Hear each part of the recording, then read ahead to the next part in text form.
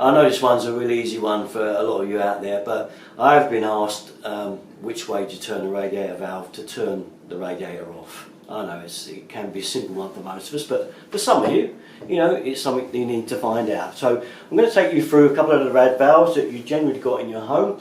First one is a thermostatic one, and it's this one here. Now, as you can see, this one is on number 5, and that's full on. So as you turn it down, you can turn it down. A lot of them are set on number 3, but if you just keep going all the way past 1, right round there until you reach that little symbol there, it will stop. That's off, it's on 0. That radiator is now completely and utterly off. Okay, so it's fairly simple. That is the frost setting, so that if you were away, it would just tick it on to prevent it from freezing if you was not at home. And that's basically a simple, easy thermostatic one. So you can see it goes clockwise, always a clockwise motion. Okay, and then back on anti-clockwise. That's that valve. Now we're going to take you through an ordinary valve.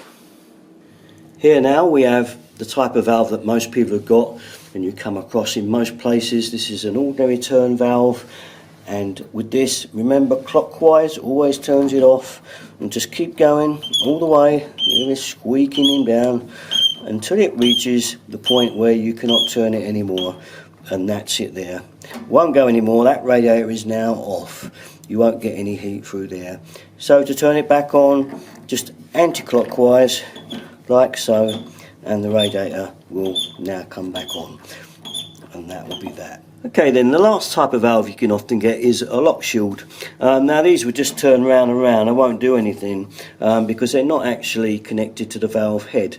Now if you come across one of these and you want to turn it off via this end rather than the turn end, then it's quite simple, because you just pull this off.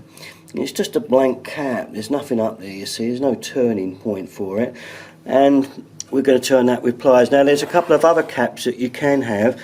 You may have this type that would be on there, and it will have a screw through the top hole there. If it's got a screw through there, you will have to undo that screw first, and then this cap will come off. Here's a different variety, one of the older ones. Again, it could be on there like so, with a screw in there, and you'd have to put under the screw and then you can pull it off. Once that's off, you need a pair of trusty pliers like so, and again on top of the valve, and turn it clockwise all the way. Just keep going. It's a little bit fiddly, but just keep turning it and turning it, and there we are, it's off. When you can go no more, the valve is off, and that rad is off. So then to turn it back on, back we go the other way until we're back on. So a couple more turns, that's plenty, and that's it. And that's how you do a lock shield type valve. So there we are, a kind of simple one, I know, but it can be confusing which way to turn a radiator valve to get the rad off.